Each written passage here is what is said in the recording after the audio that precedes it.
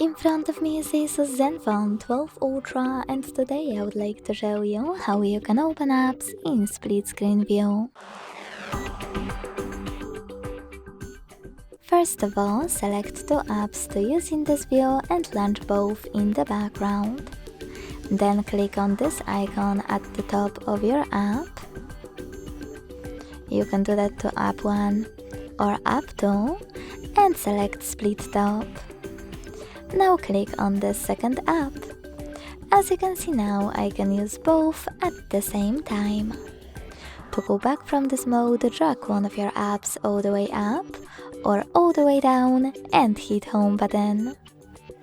Thanks so much for watching. If you enjoyed this video, leave a like, comment and subscribe.